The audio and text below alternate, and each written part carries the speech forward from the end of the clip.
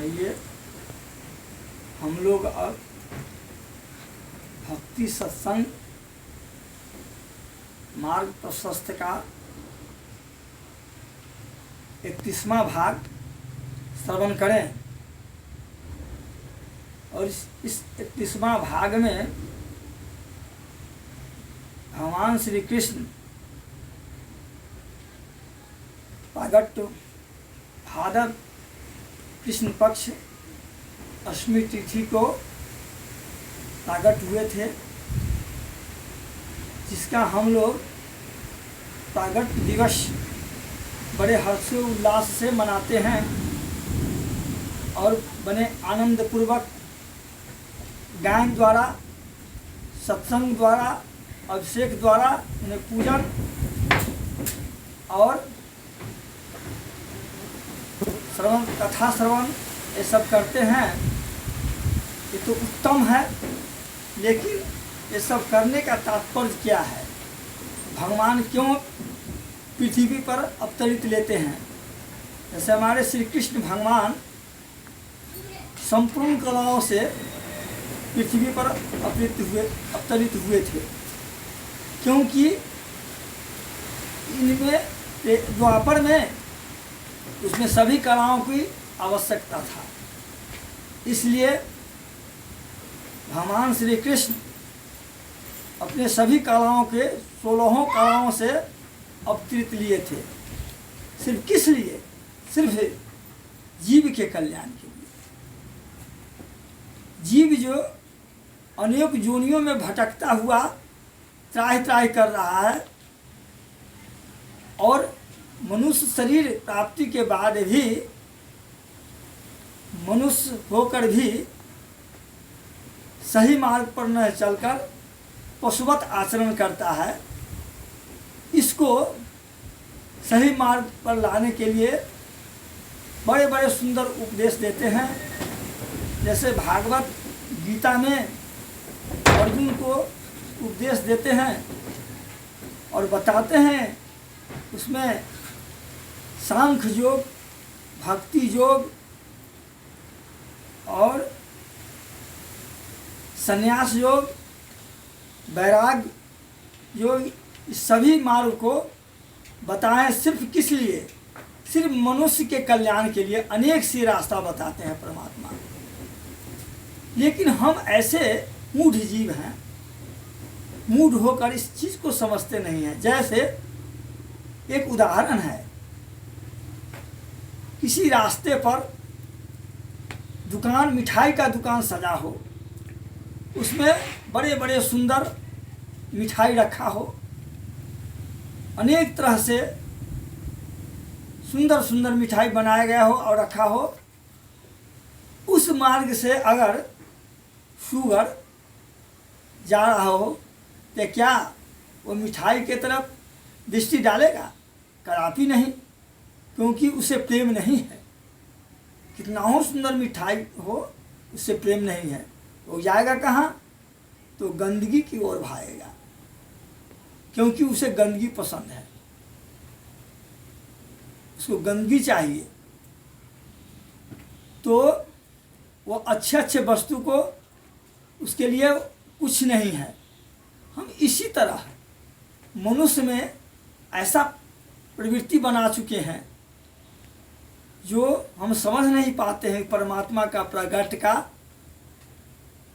और उनके उपदेश का। करते तो हैं, मनाते तो हैं अनेक रूप से, लेकिन समझ नहीं पाते हैं। इसलिए हम लोग भटकते हुए और गंदगी की ओर भागते हैं। जैसे हम गलत चीज़ का आहार करते हैं, गलत व्यवहार करते हैं। जब तक हमारा आहार शुद्ध नहीं होगा, तब तक व्यवहार शुद्ध नहीं होगा, तब तक विचार नहीं बदलेगा। और जब तक विचार नहीं बदलेगा, आहार शुद्ध नहीं होगा, तब तक हम उस परमात्मा की लीला को, परमात्मा की जो दयालुता है, जो मनुष्य पर दया कर उन्हें कल्याण के लिए अवतरित लिए हैं, इसको हम नहीं समझ पाते हैं और भटक जाते हैं। ऐसे तो शुगर का उदाहरण दिया गया तो वो तो शुगर है, उसमें तो वो दिमाग है नहीं, अच्छा क्या है बुरा क्या है, जो उसे अच्छा लगता है उसी में रमा हुआ रहता है, उसी को चाहता है। हम तो मनुष्य हैं, हम तो ये समझना चाहिए कि हमको कैसे चलना चाहिए।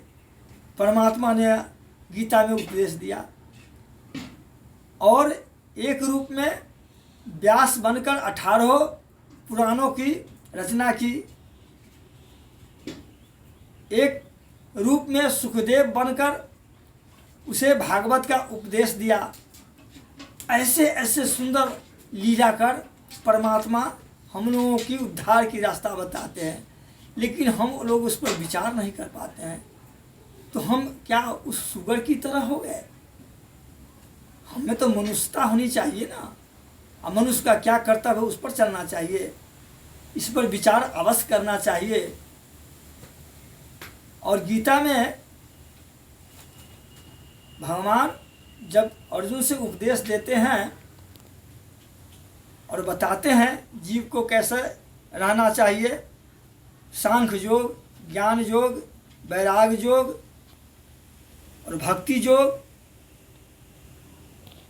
संन्यास मार्ग, सारे के सारे भागवत गीता में अर्जुन से बताते हैं, उपदेशित करते हैं सिर्फ जीव की कल्याण के लिए। इसे जीव प्राप्त कर और सही मार्ग पर आकर अपने आप को उद्धार करे, लेकिन हम ऐसा नहीं कर पाते हैं। जब धृतराष्ट्र, जो संजय द्वारा, जो संजय को दिव्य दृष्टि मिला हुआ था, वहाँ से संजय जो भगवान श्री कृष्ण गीता की उपदेश अर्जुन से बता रहे थे, उसमें विराट रूप भी दिखलाए हैं, और सब के सब यथावत संजय ने धृतराष्ट्र को बताया और कहा भी। लेकिन धृतराष्ट्र नयन से तो अंधे थे, लेकिन आत्मा से भी अंधापन को ही प्रदर्शित किया। इस बात को वो समझ नहीं पाए मोह के कारण। परिणाम क्या हुआ? परिणाम तो सारे वंश को नाश कर लिए, और अंत में संजय ने उन्हें बता भी दिया सारे उपदेश श्रवण करने के बाद। और संजय ने उन्हें दृढ़ संकल्प द्वारा इस शब्द को सुनाया, हे धृतराष्ट्र, यह निश्चित है, यह सत्य है। क्या कहते हैं? यत्र योगेश्वरो कृष्ण यत्र पार्थो धनुर्धरा तत्र श्रीभुजोर्दुतिर्ध्रुवानीतिर्मतिर्मम। यत्र योगेश्वरो कृष्ण यत्र पार्थो धनुर्धरा तत्र श्रीभुजोर्ध्रुवानीतिर्मतिर्मम। कहते हैं यत्र योगेश्वर कृष्ण यत्र पार्थो धनुर्धरा, जिस तरह योगेश्वर कृष्ण है यत्र पार्थो धनुर्धरा, और जिस तरफ पार्थ धनुर्धर है, यत्र योगेश्वर कृष्ण यत्र पार्थो धनुर्धरा तत् श्री विजोर्भूतिर ध्रुवा नीतिर्मतिर्मः। हे धृतराष्ट्र, निश्चित है उसी तरफ विजय होगा ही, निश्चित है। ध्रुवा नीतिर्मतिर्मः, मैं ध्रुव, मैं सत्य, पूर्ण सत्य कहता हूँ, विजय उन्हीं की तरफ होगा। फिर भी धृतराष्ट्र नहीं समझ सके। इसी तरह हम लोग भी इस चीज़ को नहीं समझ पाते हैं कि सत्य कहाँ पर है, जहाँ परमात्मा है।